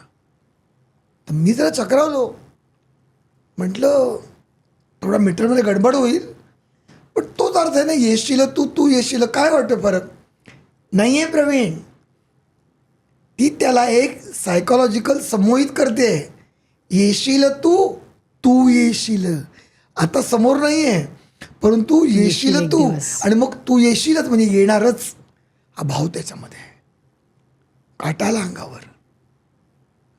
जे आता हे आपलं सगळं दृश्य पाहतायत त्यांच्या अंगावर रोमांच आले असतील की येशील तू येशील. तिला केवढा विश्वास आहे तिच्या प्रेमावर. करेक्ट, क्या बात आहे. म्हणजे आपल्या प्रेमावरचा जो अढळ विश्वास तो येणारच. खरं सांगू का की नंतर मग काय झालं आणखीन सांगू की एक गाणं, एक काय माहिती नाही माझ्यामध्ये पण काय एक दैवी कृपा असेल, मी एक साधा कवी. नंतर ना अचानक मला फोन आला शशांकचा आणि सुनील कट्टींचा. दोघेही फार छान मित्र आहेत माझे, सतारा वादक आहेत प्रसिद्ध. अजून 2 गाणी तुझी हवी आहेत त्यांना म्हणे. म्हणजे कुणाची तरी 2 गाणी असतील आधी केलेली ती बाजूला करून. म्हणजे मला हा एक सरस्वतीने दिलेला दिवाळीपूर्वीचा बोनस आहे. खरं एक वेगळं आहे. तर असं एक मी म्हणजे 40 वर्षात 40,000 तरी घटना घडल्या असतील ना. किती सांगणार, किती बोलणार. आणि पुन्हा लक्षात येईल की हे पर्सनल वाटते पण पर्सनल नाही. म्हणजे माझ्यातला विद्यार्थी सतत जागा आहे आत्तापर्यंत. प्रत्येक प्रसंगात मी बघते ना की तुम्ही समोरच्याचं मोठेपण आणि ती जी अनुभूती आहे ना, ती प्रत्येक वेळेला तुम्ही कविता आणि ती अनुभूती एकत्र रसग्रहण करताय. त्या बात आहे. ते मला खूप आवडतं आहे. मग हे भक्तीचं दालन कधी उघडलं? त्याचं संपूर्ण श्रेय एका व्यक्तीला आहे. आणि ती व्यक्ती आज इथे नाही आहे जगात. प्रसिद्ध संगीतकार नंदू होनप. हम्म. तुम्हाला विश्वास बसणार नाही, आकडा ऐकून मी जबाबदारीने बोलतो आहे. जवळजवळ 2-2.5 हजार गाणी भक्तिगीतं मी नंदू होनप यांच्या संगीतात लिहिली. आणि दुसरे आमचे मित्र, जे माझे परममित्र, माझे गुरुच आहेत म्हणा, ते म्हणजे पंडित अजित कडकडे. आमच्या तिघांचं त्रिकूट शब्द इथे लागू होतो की नाही माहिती नाही, पण त्रिदल होईल. हे त्रिदल ज्यांना भक्ती संगीत ऐकणार आहेत त्यांना माहिती आहे. आणि खूप भक्तिगीतं लिहिली. मी काही मुळामध्ये फार भक्तिवेडा किंवा मंदिरात जाऊन बसलो आहे, कारण मी कर्म हीच पूजा मानतो. म्हणजे मी आता तुमच्याशी मनपूर्वक बोलत असेल तर माझी पूजा चालू आहे. मी मनातून बोलत नाही, मी नाटक करतो, ॲक्टिंग करतो बोलण्याची, आणि नंतर मग मी जातो आहे कुठल्या तरी मठात, हे मला मान्य नाही. तर मी तसा भक्तिवेडा नाही. परंतु मंजिरीताई, नंदू होनप यांना त्या काळातली मोठी कंपनी टी सिरीज, आजही मोठी आहे, त्यांना जी कामं येत गेली, तर निघालो घेऊन दत्ताची पालखी हे गाणं, हे आजच्या पिढीचा आवडता शब्द म्हणजे सुपरहिट. ते कोणी लिहिलं आहे अनेकांना माहिती नसेल, परंतु ते परंपरेतलं झालेलं आहे. कारण आता काही दिवसांपूर्वी योग आला की गाणगापूर, मी आणि अजित कडकडे दोघेजण, आणि साक्षात गाणगापूरला दत्ताची पालखी, आणि एका बाजूला अजित कडकडे आणि दुसरीकडे मी, आणि तिसरे आमचे भोई होनप तर नाहीच आहेत, पण असे आम्ही गाणगापूरला दत्ताची पालखी खांद्यावर घेऊन आम्ही प्रदक्षिणा घातल्या. आणि तेव्हा प्रत्यक्ष गात होते अजितजी, 7 जन्माची ही लाभली पुण्याई, म्हणून जाहलो पालखीची भोई, शांत माया मूर्ती पहाटे सारखी, निघालो घेऊन दत्ताची पालखी. ते काय, किंवा प्रत्येक मैफलीमध्ये भक्तिगीतांचे जे गायलंच जातं ते हृदयाच्या तालावर नाचे गणेशू, निनादती पैंजणे, अजितजींनी गायलेलं काय. किंवा स्वामींची पालखी गाणं आहे, अक्कलकोट स्वामींची पालखी निघाली, पालखीत बसली योगीराज माऊली, सुरेजी वाडकरांनी गायलेलं काय. ही सगळी भक्तिगीतं जी आहेत, म्हणजे मी नेमकं केव्हा गेलो, कसा गेलो माहिती नाही, परंतु त्याचं निमित्त हे सगळे मोठे गायक झाले. म्हणजे जेव्हा मी दत्ताची पालखी लिहिलं त्यावेळेला मी नरसोबाची वाडी पाहिलेली नव्हती, परंतु त्याच्यामध्ये ओळ अशी आली की वाट वळणाची जीवाला या ओढी, दिसते समोर नरसोबाची वाडी. आणि खरंच ती वळणाची वाट आहे. म्हणजे मला नंदूजी आणि अजितजी म्हणाले की तुम्ही न जाता कळलं कसं तुम्हाला वळणाची वाट आहे. म्हणून म्हटलं की काही गोष्टी आहेत ना, या परातत्वाच्या असतात, त्या पलीकडच्या असतात. त्या तुम्ही चर्चेत घेतल्या आणि टेबलवर मांडायला बसलं तर लगेच लोक शंका घेणार, आणि असामान्य गोष्ट चर्चेत ठेवली की त्याचं लगदा होऊन जातो. परंतु एक दिव्य शक्ती जी आहे ती दिव्य आहेच, काही झालं ते सुद्धा. ती मूर्तीत मावणारी नाही, ती तसबिरीत मावणारी नाही, ती तुमच्या रक्तात, तुमच्या चैतन्यात सळसळणारी आहे. तिला तुमच्याकडनं काहीतरी काम करायचं असतं. म्हणजे मी फार मोठा तत्त्वज्ञानात जात नाही आणि विषयांतर पण करायचं नाही, पण भगवद्गीतेत कर्मयोग जो सांगितला आहे की तुम्हाला वेगळ्या पूजेची गरजच नाही, तुम्हाला नेमलेले जे कर्म आहेत ते तुम्ही टोकाचं करणं हीच पूजा आहे. आणि मला वाटतं की तो कर्मयोग माझ्या अध्यापनातून, काव्य गीतलेखन आणि माझ्या कार्यक्रमातून मी करतो आहे. आणि म्हणून मला आपल्यासारखे पण स्नेही लाभतात, याचं कारण ते पूर्वसंकेत आहेत. खूपच सुंदर आहे. पण एक बोलायचं राहून गेलं, विचारायचं, हे सगळं करत असताना म्हणजे इतक्या उच्च दर्जाच्या कविता, उच्च दर्जाचे संगीतकार आणि एवढे मोठे कलाकार ह्यांच्याबरोबर काम करताना मला एक मजा वाटली, ती म्हणजे तुम्ही रंभा आणि अप्सरा ह्याची लावणी कशी काय लिहिलीत? लावणी हा पण एक अतिशय महत्त्वाचा वाङ्मय प्रकार आहे. मग ती नजाकत, ते सौंदर्य, याचं कारण असं की मगाशी म्हटल्याप्रमाणे मी साहित्याचा, वाङ्मयाचा अभ्यास जाणीवपूर्वक केला. तो अभ्यास आनंदाने केला, म्हणून तो अभ्यास जाणवला नाही. संत कवी, वसंत कवी मगाशी म्हटलं तसं शाहिरी वाङ्मय. म्हणजे आत्ता जरी आपण विषयांतर केलं, करायचं नाही, पण होनाजी बाळा, शाहीराम जोशी यांच्या मुखोद्गत आहेत, कुठेतरी तो ठसका आहे. किंवा वसंत बापट यांच्यामधले लावणी लिहिणारे शाहीर वसंत बापट, हे मी आस्वादले त्या शब्दकळा. आणि आणखीन मला सांगायला आवडेल की शहरात जरी मी बरंच काम केलेलं असलं तरी खेड्यापाड्यातल्या माझ्या मित्रांबरोबर मी जत्रेत तमाशे खूप पाहिले, खूप पाहिले. जाणीवेनी आंबट शौकीन पद्धतीने नव्हे, त्या नटीची, त्या त्या नायिकेची अदा काय आहे, कळा काय आहे. सुलोचनाबाई चव्हाण यांनी माझ्या अनेक वेगळ्या प्रकारच्या लावण्या गायल्या. तर त्यामुळे मला वाटतं की ज्यात लावण्य आहे ती लावणी, ज्यात भुलावणी आहे त्यात ती लावणी.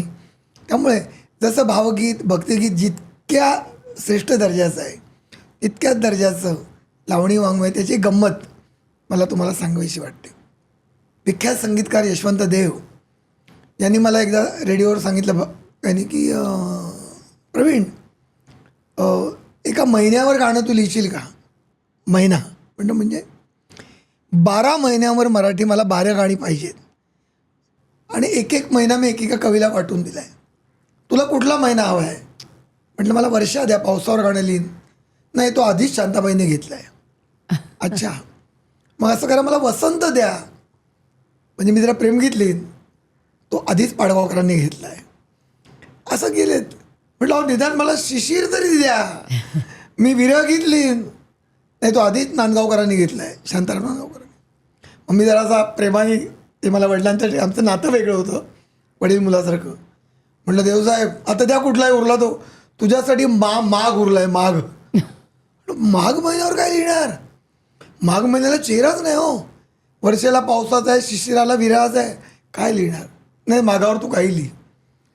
ऐका, घरी गेलो मी, डोंबिवलीत राहायला होतो मी तेव्हा. असाच थोडासा काय म्हणतात त्याला उमलत्या वयाचा. आता लावणीबद्दल बोलतोय, माझ्या लक्षात आहे, त्यांना लगेच दुसऱ्या दिवशी पाहिजे होतं गाणं. मग मी, माझ्या बहिणी आणि माझी आई घरात होती. पण आई, माघ महिन्यात काय असतं गं वैशिष्ट्य? आईलाही आठवे ना माघात काय असतं. माझी खोडकर बहीण पटकन म्हणाली, तिचं नाव पण कविता आहे, ती पटकन म्हणाली, दादा एवढं माहिती आहे की माघात थंडी असते, माघ महिन्यात, एवढं मला माहिती आहे. पण ती बोलली ना, मला वाटतं तिच्या तोंडून ती स्फूर्ती देवताच बोलली. म्हणलं आता तू थांब, बहिणीचं बोललो. आणि मी लावणीचा मुखडा लिहिला. माघाची थंडी, थंडीची धुंदी, धुंदीचं फुललंय काटा, अर्ध्या रात्रीला आता कुठं जाता. आणि यशवंत देवानं म्हटलं, अहो म्हटलं भावगीत तर नाही सुचलं, पण माघाची लावणी मी लिहिले. अरे लावणी कोणीच लिहिलेली नाही आहे. ती मुखडा त्याने पाहिल्यावर त्यांनी अर्ध्या रात्रीला आता कुठं जाता, ह्याला त्यांनी कुठं जातावर जे काही क्वेश्चन मार्क, प्रश्नचिन्ह आहे, ते जे आणलं आहे. आणि नंतर ती आता सगळ्याच कार्यक्रमात, आधी उत्तरा केळकरांनी गायली, परदेशात ती लोकप्रिय झाली, रेकॉर्डसाठी ती रंजना जोगळेकर त्यांनी गायली. अशा रीतीने काय म्हणतात त्याला की थोडी मिश्किल पाहिजे लावणी लिहिण्यासाठी. तुम्ही जे बोजड, तुम्ही असे कडक नाही चालत, तुम्हाला थोडीशी मिश्किलता, एक शृंगाराची गंमत ती घेता आली पाहिजे. मला मजा अशी वाटते की तुम्ही जेव्हा बोलता ना, जेव्हा एखाद्या आठवणीबद्दल किंवा एखाद्या कवितेबद्दल, तेव्हा मला तुमच्या त्या चेहऱ्यावर पण ते भाव दिसतात. म्हणजे तुम्ही जे पूर्वी केलेलं आहे ते तुम्ही आत्ता अनुभवताय आणि तुम्ही ते एन्जॉय करताय. बहुत खूप बढिया. ही तुमची संवेदनशीलता आहे. म्हणजे मी तर सांगतोय, पण गंमत काय माहिती की आपण कोणाशी बोलतोय सांगताना, हे जर मला कोणतरी, ज्याला उत्सुकताच नाही, ज्याला फक्त टाईमपास करायचे असे लोक माझ्याकडे असतात, मग तेव्हा काहीतरी तुम्हाला तेव्हा येत नाही. शेवटी आतला रंग जेव्हा चेहऱ्यावर दिसतो तेव्हा चेहरा अंतरंग होतो. बरोबर आहे. जेव्हा तुमचा पॉडकास्ट शूट करायचं ठरवलं तेव्हा मी म्हटलं मला त्यांची आधी पुस्तकं वाचून घ्यायची आहेत. मला प्रवीण दवणे कवी माहिती आहेत, पण प्रवीण दवणे कोण आहेत बरोबर हे मला समजून घ्यायचं. म्हणजे मला ते सगळं प्रवीण दवणे कोणालाच कळणार नाही. तुम्हाला सुद्धा एखाद वेळेस तुम्ही पण अजून एक्सप्लोअर करताय. पण मी एक 5-6 पुस्तकं चालली, तुमच्या लहानपणचे काही प्रसंग होते ते मी वाचले. मग असं वाटलं की या वेदनेतनं तर कवितेचा जन्म नाही झाला. पण आता उलटं वाटतंय. मला असं वाटतं की प्रत्येक प्रसंगात, प्रत्येक अनुभूतीत तुम्ही ती जगलात, पण ती समरसून जगलात प्रत्येक गोष्ट. त्याच्यातून ती कविता प्रत्येक वेळेला जन्माला येते. तर तुमची एखादी आवडती कविता किंवा कुठली प्रकाशित न झालेली आम्हाला वाचून दाखवा. आणि तुम्ही नेमकेपणाने सांगितलं, मी आधी तुम्हाला दाद देतो आणि आभार मानतो. मी अध्यापन केलं किंवा वेगवेगळी, मी कुठलीच गोष्ट नाईलाजाने नाही केली, कारण मी आनंद तो मानत गेलो. आणि पुष्कळदा काय होतं माहिती आहे का, आनंद मानत काम करणाऱ्या माणसाला लोक खुशाल चेंडू समजतात, किंवा हा गुडीगुडी आहे फार, त्याला सगळंच कसं वा वाटतं. तसं नसतं. काय आहे, फूल सुंदर असतंच, पण काटाही देखणा असतो. हे ज्यावेळेला कळतं तेव्हा तुमचं जीवन हे आनंदाचं होतं. त्यामुळे मी कॉलेजमध्ये अध्यापन करताना धुंदपणे, हा धुंद शब्द बेशुद्ध या अर्थाने नव्हे, बेधुंद नाही, नुसताच धुंद. धुंद झपूर जा असं केशवसुतांनी म्हटले. तर मला असं वाटतं की अशीच झपूर जा ज्याच्यामध्ये धुंदी आहे ती कविता मी तुम्हाला वाचून दाखवतो. मंजिरीचे अशी एक कविता मी रसिकांसाठी सादर करतो की जी आपल्या आत्तापर्यंतच्या कवितेला किंवा या सगळ्या प्रवासाला ही नक्की साजेशी, कारण केव्हा काय सुचेल ते माहिती नसतं, पण त्या सुचण्याने ठरवलेलं असतं की कुठे उतरायचं. कवितेचं शीर्षक आहे बीज. बीजाला रे ठाऊक असते उठली भूमी रुजण्याची. बीजाला रे ठाऊक असते उठली भूमी रुजण्याची. ऋतू कोणता शृंगाराचा, ऋतू कोणता शृंगाराचा, वेळ कोणती सजण्याची. बीजाला रे ठाऊक असते कुठली भूमी रुजण्याची. अश्रूंचा रे थेंब नसावा नकोच पाऊस अवकाळी. विरहाची धग जाळीत जाता घडी समीप ये भिजण्याची. म्हणजे मगाशी आपण जी विरहाबद्दल बोललात, जितका विरह खोल तितकी मिलनाची घडी जवळ येते. विरहाची धग जाळीत जाता घडी समीप ये भिजण्याची. तिमिर दाटला दाट म्हणोनी अवकाशाला बोट नको. आयुष्यात एखाद्याला प्रतिकूलता आली, काळोखाला, तर दरवेळेला तुम्ही नशिबाला दोष देऊ नका. तिमिर दाटला दाट म्हणोनी अवकाशाला बोट नको. क्षितिजाला रे जाण युगांची सूर्य घडी नवकिरणांची. वा. क्षितिजाला जाण असतं की केव्हा उगवावं. ओहोटी वा ओहोटी वा भरती यांचे लाटेला रे भान नसे. समुद्र समुद्रच आहे. आपण म्हणतो भरती आली आणि भरती ओहोटी आली, पण ओहोटी वा भरती यांचे लाटेला रे भान नसे. वाहत जावे इतके ठावे साध मोकळ्या गगनाची. बीजाला रे ठाऊक असते कुठली भूमी रुजण्याची. ऋतू कोणता शृंगाराचा, वेळ कोणती सजण्याची. आणि शेवटी कवितेच्या अखेरी, सावध अथवा बेसावध हे भान कधी का बिजलीला. बिजली बेभान आहे. सावध अथवा बेसावध हे भान कधी का बिजलीला. जळत जळत जग उजळत जावे, जळत जळत जग उजळत जावे. ओढ रुपेरी मरणाची, ओढ रुपेरी मरणाची. मरणाचा रे वेग नसे, मरणाचा रे वेग नसे. अन जन्माचा आवेग नसे. कसं आहे हे सगळं चराचर ब्रह्मांड, ही संपूर्ण नवनिर्मितीची अनंत व्यापून उरलेली प्रक्रिया कशी आहे म्हणजे रे. मरणाचा रे वेग नसे आणि जन्मांचा आवेग नसे. अवकाशाचा गर्व जाणूनी स्थित प्रज्ञ घट झरण्याची. अवकाशाचा गर्व जाणूनी स्थित प्रज्ञ घट झरण्याची. घट झरण्याची म्हणजे घट झरण्याची, स्थित प्रज्ञ घट झरण्याची. केव्हा उगम आहे तो स्थितप्रज्ञ घट आहे. आकाश स्थितप्रज्ञ आहे, शांत आहे. केव्हा पाजरायचं ते त्याला माहिती आहे. आपण ती वेळ ठरवू शकत नाही. आज माणसाने इतकी अनंत प्रगती केली, परंतु पुढच्या क्षणी निसर्गात काय घडणार आहे ते त्यालाच फक्त माहिती आहे. स्थितप्रज्ञ घट झरण्याची. अवकाशाचा गर्भ जाणूनी स्थितप्रज्ञ घट झरण्याची. बीजाला रे ठाऊक असते कुठली भूमी रुजण्याची. ऋतू कोणता शृंगाराचा, ऋतू कोणता शृंगाराचा, वेळ कोणती सजण्याची. वाह. धन्यवाद. खूप सुंदर आहे, खूप सुंदर आहे. म्हणजे शाळेत असताना असं असायचं ना की कवितेचं रसग्रहण, तर ते कवीला काय हवं आहे, कवीला काय म्हणायचं आहे ते त्या वाचकांपर्यंत पोचणं आणि त्याचं रसग्रहण हे सगळ्यात मला कठीण वाटायचं. पण आता मला असं वाटतं कळायला लागलं. इथे मी फक्त सेकंदभर सांगेन तुम्हाला. याचं कारण ना, भाषेचा अध्यापक वळणावर चांगला मिळणं फार आवश्यक आहे. कविता ही शिकवण्याची गोष्ट नाही आहे, अध्यापक जगला पाहिजे. अनुभवण्याची. आणि आम्हाला सुदैवाने भाषेचे जे शिक्षक मिळाले त्यांना श्रेय आहे. एक छोटंसं हे की तुम्ही सगळ्याच सिनेमांमध्ये तुम्हाला प्रसंग सांगितला जायचा, मूड सांगितला जायचा, चाल सांगितली जायची आणि तुम्ही ते लिहित होतात. तर एक छोटीशी विनंती आहे की तुम्ही आमच्या सर्व काहीसाठी एखादं शीर्षक गीत लिहाल का? कारण तुम्ही असं पटकन लिहिताय. तुम्ही आज स्टुडिओमध्ये आलेले आहात म्हणून मला असं वाटलं की चालेल ना असं. चालेल. आणि थोडा सर्व काही किंचित विचार माझ्या मनात होताच ठरल्यापासून. तेव्हा त्या 4 ओळींनी मी या सगळ्या संवादाचा आपण समारोप करूया. पण तत्पूर्वी मी मनापासून धन्यवाद देईन. सर्व काहीचे अनेक भाग मी पाहतो आहे गेले काही महिने आणि अतिशय वेगळा विषय, वेगळा आशय आणि प्रसिद्धीच्या झोतातल्या व्यक्ती बोलावताच, पण ज्यांना प्रसिद्धी मिळायला पाहिजे असं जे वेगळं काम करणारी माणसं तुमची टीम जे शोधून आणते आणि तुम्ही त्यांना जे बोलणं करता ते मला आवडतं.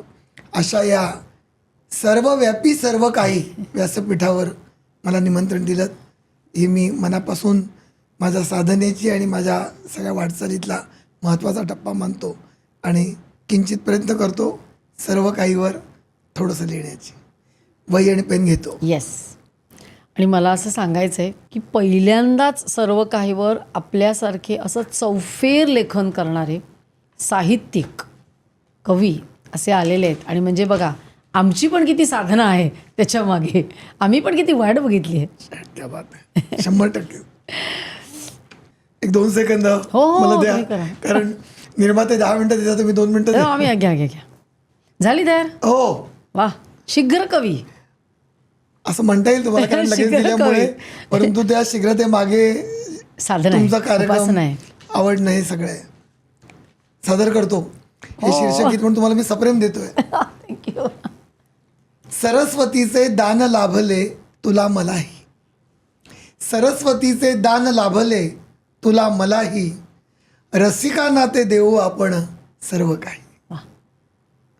सरस्वतीचे दान लाभले तुला मलाही, रसिका नाते देऊ आपण सर्व काही.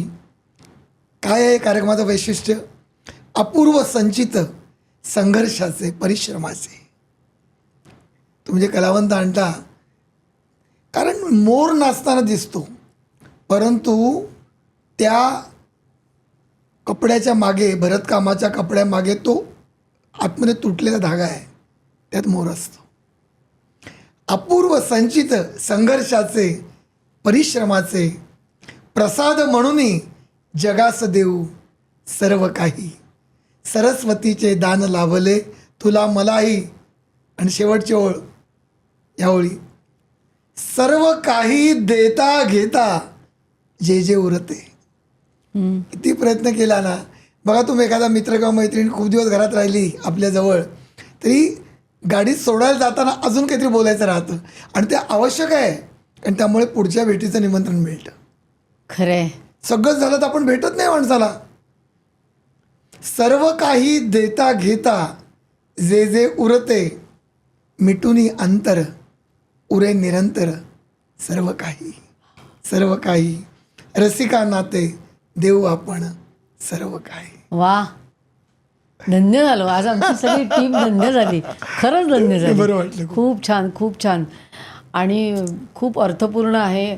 आणि मला ते आवडलं की काहीतरी उरतंच ना, असं वाटतं अरे हे राहिलं पुढच्या ती वेळी, मजा आहे ना. आणि काहीतरी राहतं. तीच मजा आहे ना, निघताना जी उरवूर आहे. हां, कारण मला असं वाटतं पूर्णतेत अपूर्णता आहे आणि अपूर्णतेत सुद्धा पूर्णता आहे. आणि तीच ती मजा आहे ना, की ते वळण पुन्हा असं येतच ना असं. वा, खूप छान. तुम्ही इथे आलात आणि मला असं वाटतं की तुमची प्रगल्भता थोडी आम्हाला सगळ्यांना स्पर्शून गेली असली तरी खूप झालं. खूप खूप धन्यवाद. नाही, खूप छान, खूप खूप धन्यवाद. खूप बरं वाटलं मला. धन्यवाद, शुभेच्छा. तर प्रेक्षको, आजचा आपला एपिसोड खूप वेगळा होता आणि म्हणजे प्रतिभावंत अशा साहित्यिक आणि कवी आणि गीतकार प्रवीण दवणे यांच्याबरोबर गप्पा मारताना मला स्वतःला खूपच छान वाटलं. असं वाटलं की आपण मराठीचा एखादा क्लास चालू आहे, रसग्रहण करतो आहे, कविता समजून घेतो आहे, कवितेच्या मागची जी प्रेरणा आहे ती समजून घेतो आहे. तुम्हाला हा एपिसोड नक्की आवडला असेल. जास्तीत जास्त लोकांपर्यंत शेअर करा, लाईक करा, सबस्क्राईब करायला विसरू नका. प्लीज कॉमेंट्समध्ये लिहा की तुम्हाला त्यांनी सांगितलेली कुठली आठवण आवडली, त्यांनी लिहिलेलं कुठलं गीत तुम्हाला आवडतं, तुमच्या प्लेलिस्टमध्ये प्रवीणजींचं कोणतं गाणं आहे हे आम्हाला नक्की कळवा. पुन्हा भेटूया पुढच्या वेळी असाच एखादा छानसा सुंदरसा विषय घेऊन, अशाच एखाद्या पाहुण्यांबरोबर सर्व काहीमध्ये.